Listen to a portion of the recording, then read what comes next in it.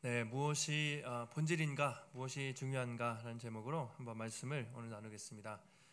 우리가 요즘에 사는 세상 여러 가지 이제 이미지가 상당히 중요한 시대죠. 이미지 관리. 그래서 뭐 대표적으로 TV의 연예인들 이미지 관리를 상당히 잘하고 또 신경을 씁니다. 정치인들도 마찬가지로 선거철이 되면 표를 얻기 위해서 좋은 이미지들, 그렇죠, 관리를 많이 합니다. 보통 뭐 여러분들도 그렇죠. 저희가 SNS에 올릴 때 이게 뭐 이상한 사진이나 뭐 쌩얼이나 안 좋은 것들은 안 올리고 되게 잘 나온 사진이나 그런 좋은 사진들 올리잖아요. 만약에 집에서는 이렇게 편하게 편한 복장으로 계시지만 오늘 나오실 때도 다 화장도 하시고 이렇게 나름대로 이미지 관리 하시고 우리가 이렇게 나오는데요. 가끔 연예인들이나 이제 정치인들 되게 이미지가 되게 좋은 사람이었는데 알고 보니까 그 사람이 되게 안 좋은 사람이었더라. 어떤 범죄에 연루되거나 어떤 일탈행위 그렇게 해서 많은 사람들에게 좀 충격을 주는 그런 일들이 가끔 있습니다. 교회 안에서도 마찬가지인데 심지어 목사님들 그렇죠? 저분은 되게 존경받는 분이었는데 나중에 보니까 저런 또 죄를 범하고 실수를 범했다. 또 교회 안에서 상당히 믿을 만한 중직이셨는데 어떻게 저럴 수가 있지? 이런 일들을 우리가 가끔 볼 때가 있습니다. 그러니까 우리가 이미지라는 것 포장을 하고 관리하지만 실제 모습이 사실 다를 때가 있고 누구에게나 이런 사실 이중적인 모습이 우리 안에 있다는 것이죠. 오늘 본문에 나오는 바리새인들과 서기관들이 대표적으로 그런 사람들이었습니다. 겉으로 볼 때는 누구보다 거룩하고 경건해 보이는 그런 사람들이었지만 주님이 보실 때 그 마음에 정말 위선적이고 이중적인 모습을 가지고 있었던 사람들이 바로 바리새인들, 서기관들이었습니다. 오늘 예수님은 그들의 위선을 지적하시면서 하나님이 원하시는 것은 중심, 그렇죠? 이미지가 아니라 우리의 중심을 보시고 또 우리의 내면의 동기를 보신다. 특별히 우리가 예배하는 자세, 예배할 때 우리 마음 중심에 어떤 마음으로 나오는가를 하나님 보신다는 것을 우리가 말씀을 통해 알 수 있습니다. 이제 예수님께 이제 바리새인들 서기관들이 엄청 많이 깨지잖아요. 욕 먹고 깨지는데 원래 바리새인들과 서기관들은 그 당시에 상당히 실제로 아주 존경받는 사람들입니다. 지금은 바리새인 하면 부정적인 이미지지만 예수님 오시기 전까지 가장 존경받고 거룩하고 인정받는 사람들이 바로 바리새인들이었습니다. 왜냐하면 누구보다 말씀을 잘 지키려고 노력했거든요. 처음에 예수님 오시기 몇백 년 전에 바리새파가 생겼을 때 정말 순수했습니다. 정말 말씀을 지키기 위해서 월요일, 목요일 일주일에 2번씩 금식하고 하루에 3번씩 기도하고 성경 보고 아주 거룩하게 정말 살았던 사람들이 바리새인들이었습니다. 서기관들도 마찬가지로 그러니까 오늘 같으면 성경 연구가 신학교 교수님들이라고 할 수 있을 텐데 이 율법 학자들도 아주 성경을 철저히 연구하는 존경받는 사람들이었습니다. 근데 이제 그 사람들이 그런 시간이 100년, 200년 흐르면서 형식적으로 된 거예요. 그리고 기득권이 되면서 점점 처음에 순수했던 신앙을 잃어버리고 변질돼서 이제는 정말 껍데기만 남은 그렇죠. 이제 그런 모습으로 전락하고 말았다는 것이죠. 성경에 보면 그 바리새인들, 서기관들에 대한 지적이 특별히 마태복음에 많이 나오죠. 아시는 것처럼 마태복음에 많이 나옵니다. 이 독사의 자식들아, 회칠한 무덤들아 하면서 예수님께서 마태복음에 왜냐면 마가복음은 이방인들의 대상으로 썼기 때문에 뭐 길게 나오지 않고요. 마태복음은 유대인들 대상으로 썼는데 그 유대인들의 가장 존경받는 사람이었던 바리새인들이 왕창 깨지는 것을 마태복음에 자세히 기록하고 있습니다. 그러니까 지금까지 기득권이었고 온 나라 사람들에게 존경받고 살아왔는데 갑자기 예수라는 사람이 나타나서 자기를 막 욕하면서 외식하는 자라고 몰아붙이니까 당연히 싫었겠죠. 눈에 가시같이 보였을 겁니다. 어떻게든 꼬투리를 잡아서 걸고 넘어가려고 했고 점점 예수를 죽여야 되겠다. 점점 그렇게 갈등 구조로 이렇게 치닫게 되는 것이죠. 성경에 보면 바리새인들이 많이 공격하죠. 많이 트집을 잡는데 그 중에 첫 번째가 이제 그런 내용이었습니다. 왜 당신의 제자들은 금식을 안 하냐? 세례 요한 제자들 봐라, 저렇게 열심히 금식하고 우리도 그렇게 일주일에 2번씩 금식하는데 왜 당신의 제자들은 맨날 먹고 마시고 흥청망청하냐? 이런 식으로 공격을 했습니다. 또 안식일에 하지 말아야 할 일들, 그렇죠? 뭐 제자들이 배고파서 미리 이삭을 잘라 먹으면 왜 그거 하지 말라는 걸 왜 하냐? 이렇게 공격을 하고, 예수님이 막 귀신을 내쫓죠. 막 역사가 나타나니까 부인은 못하고 당신 바알세불의 아들, 그렇죠? 귀신의 왕을 힘입어서 쫓는 것이다. 그러니까 귀신 들렸다고 막 그렇게 어떻게든 트집 잡고 공격을 하려고 시도했던 것이죠. 오늘도 마찬가지인데요. 예루살렘에서 서기관들이 바리새인들이 파견이 된 것 같아요. 그러니까 이런 거죠. 예수님은 항상 블랙리스트에 올라 있었고, 만약에 국정원에서 정보원을 파견해서 하나씩 다 토시하나 모든 일거수일투족을 그렇게 하는 것처럼 예루살렘에서 비밀리에 많은 바리새인들, 서기관들을 파견한 것이죠. 그래서 예수가 또는 그의 제자들이 뭘 잘못하는지 하나하나 다 기록했다가 보고해라, 아마 이런 명령이 분명히 있었을 것입니다. 그래서 딱 오늘은 뭘 투집 짰습니까?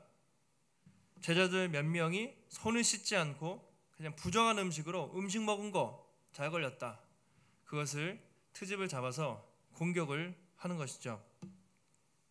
당시에 그들은 어떻게 했냐면요, 시장 갔다 오면 보통 부정해진다고 생각을 해서 항상 손 씻고 먹는 관습이 있었다고 합니다. 우리 같으면 요즘 같으면 이제 코로나니까 당연히 손을 씻지만 평상시 같으면 손 안 씻고 밥을 먹을 수도 있죠. 물론 씻으면 좋지만 그게 그렇게 본질적인 내용이 아닌데, 이 사람들은요 위생의 문제가 아니고 의식이었어요. 그래서 구전의 전통에 반드시 밖에 나갔다 오면 손을 씻어야 하는 의식이 있었습니다. 이것을 어기면 상당히 엄격하게 처벌을 시켰던 것이죠. 그 3절 보시면 이렇게 나와 있습니다. 3절에 바리새인들과 모든 유대인들은 장로들의 전통을 지키어 손을 잘 씻지 않고서는 음식을 먹지 아니했다, 이렇게 말하고 있습니다. 바리새인들과 유대인들은요, 중요한 것이 뭡니까? 장로들의 전통을 지켰다, 이것이에요. 장로들의 전통을 지켜서 손 씻지 않고는 음식을 안 먹었다. 저 장로들의 전통이 무엇인가, 저것이 중요합니다. 원래 구약 시대에 이제 모세오경 성경이 있었지 않겠습니까? 그런데 그거 말고 덧붙여서 모세의 오경에 예를 들어서 덧붙여서 수백 개 계속해서 구전으로 내려오는, 거기에 토를 달아서 세부 시행 규칙이랄까요? 구전으로 전해 내려오는, 이것은 하면 안 되고 저것은 하면 안 되고 전해 내려오는 그런 기록들, 내용들을 장로의 전통 또는 장로의 유전이라고 말할 수 있습니다. 근데 문제가 뭐냐면요, 지키는 게 나쁜 건 아닌데 하나님 말씀보다, 성경보다 이 장로의 전통에 더 권위를 뒀던 것이죠. 그게 문제였습니다. 말씀보다 이 짜잘한 거에 더 지키는 것에 더 무게를 둔 것이죠. 3절과 4절에 몇 가지 예가 있죠. 성경에 보시면 손을 잘 씻지 않으면 음식 먹지 못하는 거 나와 있죠. 또 시장에 돌아와서도 몸을 씻지 않으면 음식을 먹지 않는, 아주 철저하게 지켰습니다.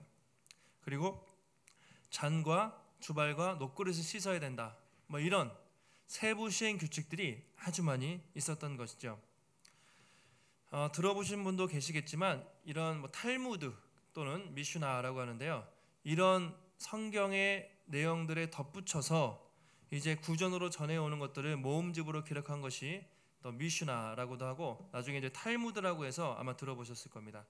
이 미슈나라는 것이 한 600페이지 되는 그런 긴 내용들이 있었다고 하는데요, 어떻게 양이 이렇게 늘어났을까요? 성경만큼이나 더 많을 정도로 아주 세부 시행 규칙 600페이지가 되는, 이거 하지 말고 저거 하지 말고 그런 내용들이 상당히 많이 있었다는 것이죠.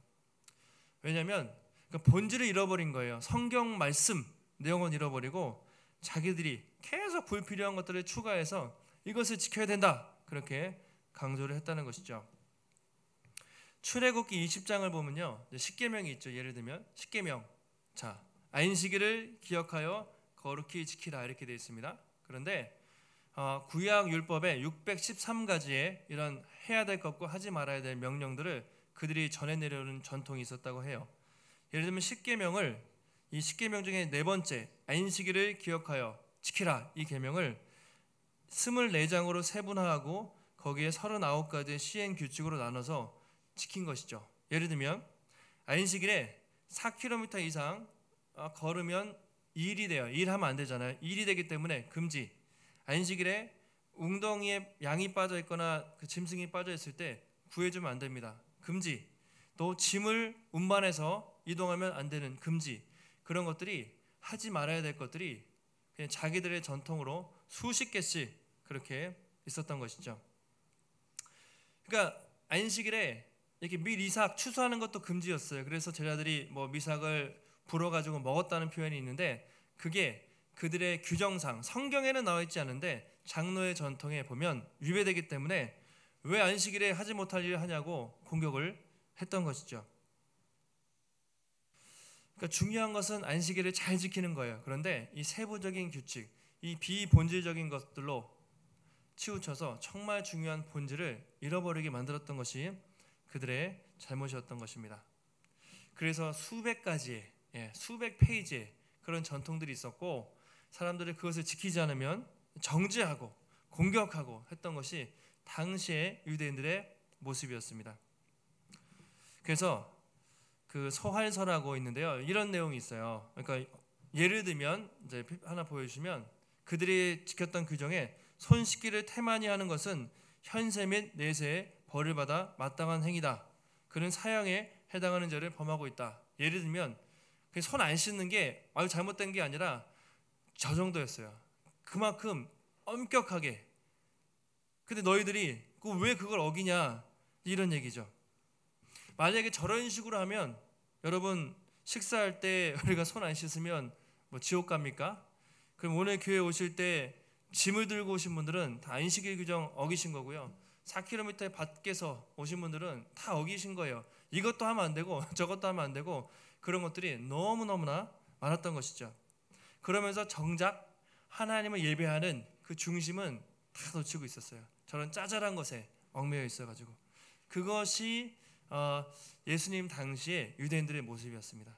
그러니까 형식은 없어요. 하나님을 예배하는 게 중요한 게 아니라 이것저것 하지 말고 지키지 마라. 지키면 아주 죽여버린다. 약간 이런 식의 비본질적인 것이 형식과 전통만 난무한 것이 당시의 모습이었습니다. 여러분 어릴 때 그런 얘기 들어보신 적 있으시죠? 저도 이제 어릴 때부터 교회 다녔으니까 어른들에게 주일에는 하지 말아야 될 게 많잖아요. 절대로 돈 쓰면 안 된다. 돈 쓰면 안 됐어요. 어른들한테 그렇게 얘기 들었고 간식도 사 먹으면 안 돼서 주일에는 그 주일학교에서도 돈을 못 쓰게 했어요. 토요일 날 뭐 사다 놓게 하고 막 그랬던 기억이 있어요. 또 교회 올 때 단정한 복장으로 와야 되죠. 반바지나 슬리퍼 신고 오면 어떻게 됩니까? 엄청 혼나죠. 안 돼요. 또 가끔 제가 오락실 가고 싶었는데 그런 데 가면 지옥 간다고 거의 그런 식으로 얘기를 들었어요. 뭐 이것도 하면 안 되고 물론 하면 안 됩니다. 안 하는 게 좋은데 그게 이제 본질은 아니라는 거죠. 한국 교회 전통 중에 가장 강한 전통이 뭡니까? 술 담배 문제죠. 술 먹고 담배 피면 안 된다. 별로 안 좋죠. 좋은 건 아닌데 술 먹고 담배 피면 지옥 간다. 이렇게 이런 식으로까지 얘기가 있었는데 그게 한국 교회의 좋은 전통이긴 합니다. 선교사님들이 왔는데 조선에 옛날에 100년 전에 술, 담배에 마약은 아니고 중독, 도박 같은 거 있죠. 찌들어 있는 거예요. 그래서 한국 사람들은 이 술, 담배 이런 게 회복되지 않으면 이 나라 안 바뀐다. 그래서 처음부터 아주 엄격하게 교회 다니면 신앙생활하면 아예 그냥 싹을 잘라버리도록 엄격하게 규정을 했던 그런 전통이죠. 좋은 전통입니다. 경건주의의 좋은 전통이고 어떤 청교도 신앙의 후예들이 보수적인 분들이 선교사님들이 100년 전에 오셔가지고 이제 그런 걸 바꾸려고 했던 좋은 전통이긴 합니다. 그런데 너무 그게 본질이 되면 안 된다는 거죠. 교회 안에서 만약에 또 예수 믿는데 술 드시고 담배 피면 지옥 갑니까? 어떠세요? 지옥은 안 가죠.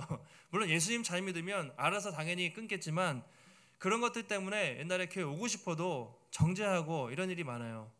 교회 안에서도 드실 수 있어요. 물론 앞으로 적게 드시기 바라고 안 드시기 바라지만 그게 본질이 아니라는 거죠. 술, 담배 그게 아니라 어떻게 하나님을 믿을까 이런 게 중요한데 한국 교회는 약간 체면도 중요하고 형식이 중요해서 내용보다 그거 잘못됐어 이렇게 지적하는 일들이 좀 많이 있었던 것 같습니다.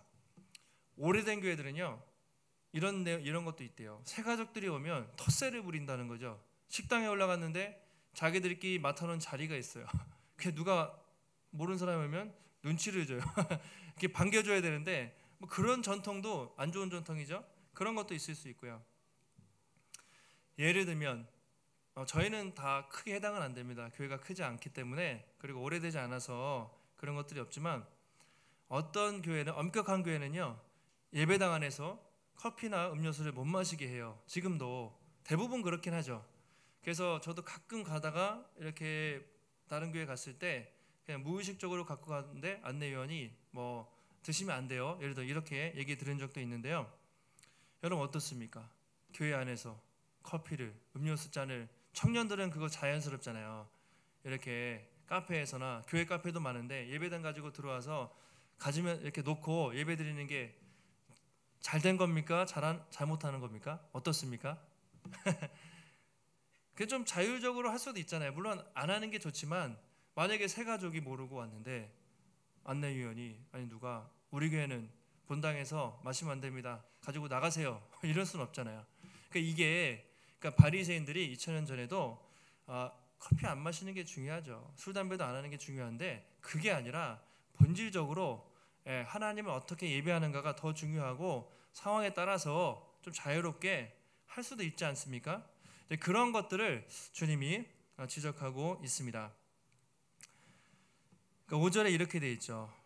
이제 딱 주님께 같이 대놓고 공격을 하는데 같이 한번 7장 5절 말씀 읽겠습니다. 시작. 이에 바리새인들과 서기관들이 예수께 묻되 어찌하여 당신의 제자들은 장로들의 전통을 준행하지 아니하고 부정한 손으로 떡을 먹나이까? 네, 그렇죠. 이 사람들의 기준은 장로의 전통이었습니다. 어찌하여 당신의 제자들은 장로의 전통을 준행하지 않고 부정한 손으로 먹습니까? 아니 우리가 그동안 수백 년 동안 이걸 지켜왔는데 당신이 뭐라고 갑자기 튀어나와가지고 이게 다 잘못됐다고 이걸 없애버리려고 하느냐? 우리 전통을 무시하냐? 제발 제자 교육 좀 똑바로 시키라고 그런 식으로 공격을 하고 있는 것이죠. 그러니까 항상 이들은 그랬어요.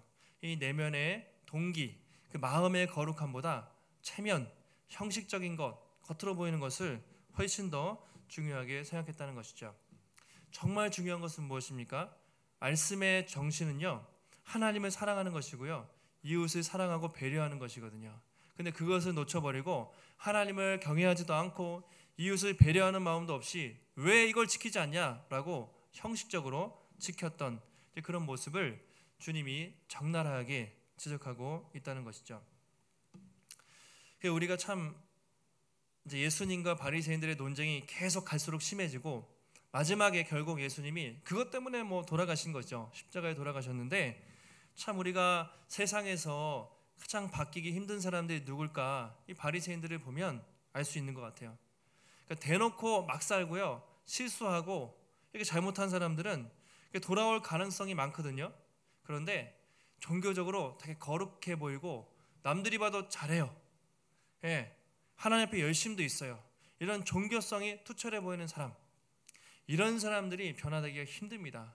외식하기 쉽기 때문에 자기 만족, 바리새인들처럼 자기 잘난 맛에 살기 때문에 오히려 이런 사람들이 교회 안에서 오히려 저 같은 목회자들이나 중직자들이 오히려 더 변화되기 어려울 수가 있다는 것이죠. 누가복음에 보면 탕자의 이야기 있지 않습니까? 그것을 보면 알 수 있습니다. 둘째 아들은 아버지 돈 다 뜯어가지고 나가서 방탕했지만 결국 돌아오잖아요. 자기가 봐도 알고 누가 봐도 잘못한 것을 알았기 때문에 돌아옵니다. 첫째 아들 돌아옵니까? 어떻습니까? 끝까지 안 돌아오잖아요. 거기에 주인공은 사실은 둘째 아들이라고 많이 생각하지만 첫째 아들도 주인공입니다. 안 좋은 주인공이죠. 오히려 둘째는 그렇게 방탕했지만 아버지의 사랑을 깨닫고 돌아와서 관계가 회복이 되지만 첫째 아들은 끝끝내 돌아오지 않습니다. 이 둘째 아들이 누구를 의미하냐면 이스라엘 당시에 남들이 봐도 그렇게 잘못했다고 인정받던 세리, 죄인, 그런 여자들 같은 사람들이었어요. 근데 첫째 아들은 바리새인들과 서기관들을 상징하는데 그들 보세요. 우리는 하나님 앞에서 이렇게 떳떳하게 잘하고 있다. 끝까지 그러지 않습니까? 그만큼 이 첫째 아들들, 바리새인들, 오랫동안 신앙생활한 사람들, 이런 사람들이 어떻게 보면 더 변화되기 어렵다는 것을 우리가 성경을 통해 알 수가 있습니다. 다음 주에 수로보니게 여인, 그 아시죠? 가나안 여인, 이방 여인이 주님께 수치를 당하잖아요. 자녀의 떡을 취하여 그에게 주는 것이 마땅하지 않다. 모욕적인 말을 듣지만 부스러기 같은 은혜를 구하면서 나가지 않습니까? 그러니까 오히려 이런 둘째 아들과 같은 이런 죄인들이 주님께 돌아오기 쉽습니다. 반대로 이런 형식적인, 그렇죠? 또 바리새인들과 같은 이런 모습들, 이런 사람들이 더 돌아오기 어렵다는 것이죠. 혹시 여러분 어떻습니까? 우리에게는 혹시 이런 모습들이 있지 않은지 한번 자신을 잘 살펴보시기 바랍니다. 내 안에 처음에는 좋은 동기로 다 시작하겠죠. 그러나 시간이 지나면서 형식화되고 또 혹시 나보다 믿음이 약한 사람들을 좀 판단하는 그런 모습이 혹시 나에게는 없는가 한번 돌아보시면 좋겠어요. 또 혹시 우리 교회 안에 저희가 아직 이제 2년 차에 접어들었기 때문에 그런 전통들은 많이 없죠. 그래도 혹시 우리가 계속 주의해야 될 것이 시간이 흐를수록 이 본질이에요. 복음의 감격과 복음의 은혜 안에서 우리가 다 포용하는 것이지 계속 교회만의 이런저런 전통을 만들어서 사람을 힘들게 하면 안 된다는 것이죠. 우리가 지금은 아직 이렇게 작지만 앞으로 5년이 되고 10년이 되고 50년이 되고 오랜 시간이 지나도 여러분 사람의 전통과 형식이 남는 교회가 아니라 말씀의 전통, 좋은 전통, 하나님을 사랑하고 이웃을 배려하는 그런 아름다운 전통을 이어가는 복된 성도들, 교회가 되기를 주님의 이름으로 축복합니다. 두 번째로 이제 공격을 합니다. 이제 공격에 대해서 예수님께서 방어하세요. 바리새인들이 왜 그렇게 지키지 않냐 그랬을 때 예수님께서 반대로 반격을 하시는데 이제 성경 구절을 그들이 좋아하는 구약 성경 말씀을 인용해서 주님 말씀하십니다. 자, 7장 6절인데요. 마가복음 7장 6절 우리 함께 한번 읽겠습니다. 시작.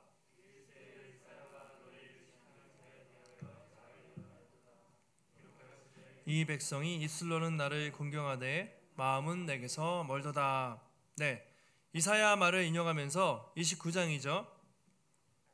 외식하는 자들에 대하여 잘 예언했다. 이 백성이 입술로는 나를 공경하되 마음은 내게서 멀도다. 이렇게 말하고 있습니다. 예수님이 바리새인들을 뭐라고 하죠? 외식하는 자, 외식하는 자 이렇게 말하죠. 자, 외식이 뭡니까? 이제 휘포크리톤이라고 되어 있는데 꾸미다 또는 가장하다 이런 말인데요. 여기서 연기자, 배우라는 말이 이제 나온 거예요. 속마음과 다르게 꾸미다 또는 가장하다. 원래 연극 배우들이 사실은 예전에 가면을 쓰고 연극을 했기 때문에 이 어원에서 연극 배우 또는 지금의 액터 이런 연기자들이 나온 겁니다. 그러니까 자기의 본 모습을 숨기고 연기하는 사람들이 배우자잖아요. 마찬가지로 바리새인들이 딱 그랬던 것이죠. 속마음은 그렇지 않은데 완전히 더럽고 완전히 썩어 있는데 겉모습만 얼굴에 가면을 쓰고 착하게 거룩한 척, 경건한 척 그렇게 연기하는 것처럼 살았다는 것이죠. 그게 그들의 문제였습니다. 그러니까 결국 예수님이 아무리 말씀하셔도 들리지가 않아요. 너무 그 병이 깊어졌기 때문에 잘 먹히지가 않는 것이죠.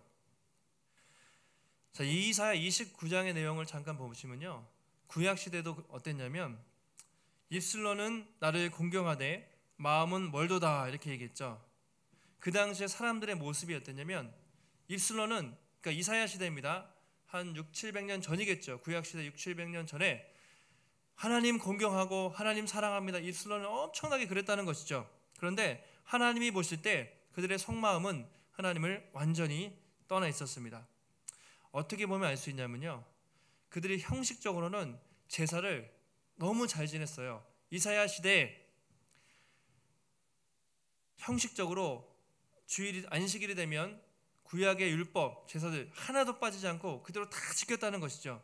그런데 그들이 그 제사를 지키면서 주중에 가난한 사람 학대하고 또 더럽게 살고 죽이고 온갖 죄를 다 지으면서, 그러니까 마음으로는 하나님을 공경하지 않고 막 살면서 주일에 형식적인 제사를 드리면서 하나님 우리는 예배를 드렸습니다, 하나님 우리 하나님을 공경합니다 이랬다는 것이죠. 하나님은 그들의 마음을 아시고 너희들의 예배를 나는 받지 않겠다, 이제 그런 말씀을 하시죠. 그것이 이사야 1장에 나와 있는 내용인데요. 너희의 무수한 재물이 뭐가 유익하냐, 순양의 번제, 살찐 짐승 그런 것을 내가 기뻐하지 않는다, 마당만 밟으러 온다, 그렇게 얘기하죠. 그러면서 1장 13절에 같이 한번 읽어보시겠습니다. 시작. 헛된 재물을 다시 가져오지 말라. 분향은 내가 가증히 여기는 바요, 월삭과 안식일과 대회로 모이는 것도 그러하니 성회와 아울러 악을 행하는 것을 내가 견디지 못하겠노라. 저기 보세요. 헛된 재물, 제사를 아주 잘 지냈습니다. 그리고 분향하는 거, 월삭, 안식일, 대회, 아주 모든 절기와 그런 절차들을 꼬박꼬박 잘 지켰다는 거예요. 근데 하나님이 뭐라고 하시냐면 성회, 그런 예배, 제사와 아울러서 뭐죠? 악을 행하는 것을 내가 견디지 못한다. 너희들이 안식일에는 뭐 그렇게 절기를 지키고 제사를 지낸 것 같지만 가난한 사람 학대하고, 그렇죠? 더럽고 우상 숭배하고 온갖 죄의 짓거리를 다하면서 주일날 나한테 예배 드린다고? 나는 그런 예배를 받지 않겠다. 더 이상 예배 나오지 마라. 차라리 그럴 바에는 예배 나오지 마라. 예배 드리지 마라. 그런 식으로 하나님이 강하게 말씀하시죠. 그것이 구약시대의 이스라엘 백성들의 삶의 모습이었습니다. 겉으로 볼 때는 이상이 없어 보였지만 하나님은 그들의 속마음 그리고 그들의 삶의 모습이 정말 하나님을 경외하는 마음이 없었다는 것을 아시고 예배도 안 받다, 예배도 안 받겠다, 차라리 그런 식으로 예배 드리려면 드리지 말라고, 견디지 못하겠다, 주님이 그런 말씀을 하셨던 것이죠. 근데 마찬가지로 예수님 시대의 바리새인들의 모습이 딱 그것 같다는 거죠.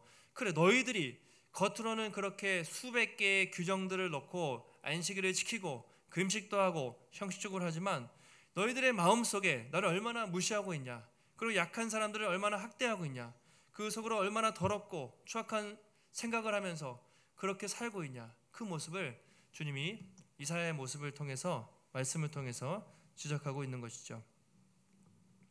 혹시 요즘 같으면 여러분 이렇게 한번 우리가 생각해 봐야 될 것 같아요.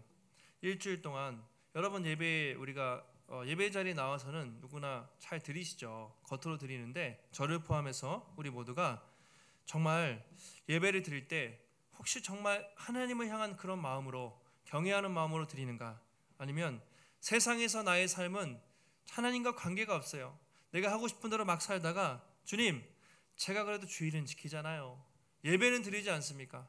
그래도 11조 하나님께 헌금은 드리잖아요, 제가 나름대로 봉사도 하고 있지 않습니까? 직분도 있지 않습니까? 혹시 그런 마음으로 하나님 앞에 혹시 나오고 있는지 한번 잘 생각해 봐야 한다는 것이죠. 하나님이 여러분 뭐 이렇게 일꾼이 없어서 우리를 직분자로 세워서 쓰시겠습니까? 여러분 아니라도 저 같은 사람 아니라도 많이 있습니다. 하나님이 돈이 없어서 헌금을 원하시겠습니까? 아니죠. 우리 삶을 거룩하게 구별해서 드리라고 하는 것이, 하나님 물질 드렸습니다, 그러니까 저는 뭐 이 정도 했으니까 이렇게 살게요. 아주 말도 안 되는 이야기죠. 근데 당시에 많은 바리새인들이, 유대인들이 그렇게 했고, 혹시 오늘날 우리도 그런 모습으로 신앙생활하고 있지 않은지 사실은 우리 마음의 중심을 잘 살펴봐야 한다는 것이죠. 주님이 원하시는 것은 간단하죠. 우리 마음이죠. 마음 중심, 상하고 통회하는 심령으로 정말 정직하게 진실하게 그분 앞에 나아가서 예배드리고, 세상에 살면서도 우리가 뭐 완벽하게는 아니지만 정말 하나님의 뜻대로 하나님의 말씀을 붙들고 살려고 몸부림치는 그런 삶의 예배가 동반될 때 하나님이 우리 예배를 받으시지, 오늘날 너무 많은 사람들이 사실은 교회의 모습과 세상의 모습이 너무 다른, 그렇죠? 이분법적인 그런 삶을 사는 것이 많이 있는 것 같습니다. 오늘날 뭐 교회가 비판받는 이유가 저는 핵심에 그런 것 같아요. 일단 목회자들, 저 같은 목회자들이 정말 설교한 대로, 말씀한 대로 정말 살지 못하는 모습들이 많기 때문에, 또 우리 성도들이 세상에서 그런 위선적인 모습들이 있기 때문에, 교회가 사랑을 얼마나 많이 외칩니까? 안 믿는 사람도 교회하면 사랑, 예수님 하면 사랑. 그런 교회가 얼마나 이기적인 모습으로 비칠 때가 많이 있습니까? 교회가 정직해야 되는데 오히려 더 많이 거짓말하고 위선적인 모습을 볼 때가 참 많이 있는 것 같아요. 그래서 세상이 그런 모습을 보고 또 교회를 향한 문을 닫게 되는 것이죠. 여러분은 어떻습니까? 혹시 여러분 안에, 여러분 중심에 오늘도 예배의 자리에 나오셨는데 어떤 마음으로 나오셨는지 하나님 앞에 잘 살펴보시기 바랍니다. 저도 저 같은 사람들일수록 정말 더 조심해야 되는 생각을 늘 많이 해요. 그래서 오늘도 이 설교를 성도님들에게 하기 전에 제 스스로를 바라보는 것이죠. 나에게는 정말 그런 모습이 없는가? 있을 수도 있습니다. 그런데 당연하게 여기면 안 되고 정말 몸부림치면서 거룩한 삶을 향해서 나가야 되는 것이죠. 말씀을 정리하겠습니다. 여러분, 어떻게 우리가 이런 위선의 병에서, 이중적인 삶에서 벗어날 수 있을까요? 중요한 것은 마음입니다. 형식이 아니라 본질, 우리 마음을 깨끗하게 하는 것이죠. 예수님이 산상수훈에서 뭐라고 하셨습니까? 마음이 청결한 자는 복이 있나니 그들이 하나님을 볼 것이며. 마음입니다. 마음이 깨끗한 사람, 중심이 깨끗한 사람이 하나님을 볼 것이고 하나님이 그 사람 인생 가운데 함께할 것이라고 말씀하고 있습니다. 바리새인들은 손을 씻고, 그 다음에 몸을 씻고 전통을 잘 지키면 뭐 깨끗해질 것처럼 생각했지만 여러분, 그래서 되지 않고요. 정말 오직 예수 그리스도의 보혈, 날마다 그분 앞에 나아가서 그분의 보혈을 의지하고 성령께서 날마다 우리의 마음을 만져주실 때 우리 마음이 깨끗해지고 거룩하게 변화되는 줄 믿습니다. 오늘도 우리가 예배 드리실 때 여러분 정말로 우리 마음이 주님 안에서 다시 거룩하고 정결해지시고, 또 세상을 살아갈 때 여러분 정말 날마다 그 하나님을 의식하고 정말 거룩하고 정결하고 이웃을 사랑하며 배려하는 삶을 살아가시기를 주님의 이름으로 축원합니다.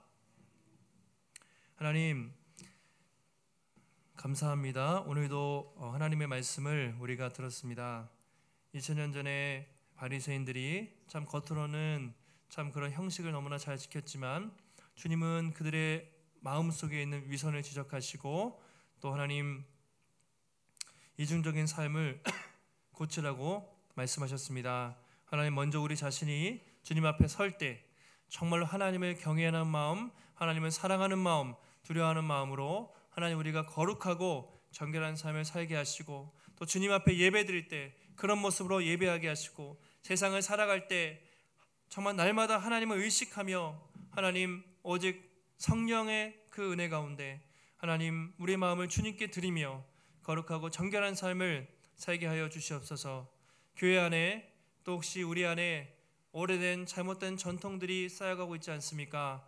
하나님, 비본질적인 것에 집착하지 않고 본질을 잘 붙잡게 하시고 날마다 복음 안에서 이 복음의 숫교회가 시간이 흘러도 인간의 전통 또 낡은 또 하나님 잘못된 전통이 아니라 하나님을 사랑하는, 또 이웃을 사랑하고 배려하는 아름답고 좋은 전통들이 잘 이어질 수 있는 복된 교회가 될 수 있도록 하나님 붙잡아 주시옵소서. 오늘도 주님 전에 나올 때 또 귀한 예물 드리게 하시니 감사합니다. 하나님, 주님 앞에 구별하여 드린 모든 예물들, 하나님 모든 성도들의 그 손길과 그 마음을 받아주시고 하나님 그 예물이 하나님 나라 위에 사랑과 공의롭게 필요한 것에 쓰이게 하시고, 또 우리의 삶 가운데 하나님 우리의 물질뿐만 아니라 우리의 시간과 건강과 모든 것이 주님의 것임을 고백하며 주께 드릴 때 하나님 부족함 없이 날마다 풍성하게 채우시고 인도하시는 주님의 놀라운 손길과 공급하심을 우리 삶 가운데 경험하는 복된 한 주 될 수 있도록 주님 붙잡아 주시옵소서. 모든 말씀 거룩하신 예수님의 이름으로 기도하옵나이다. 아멘.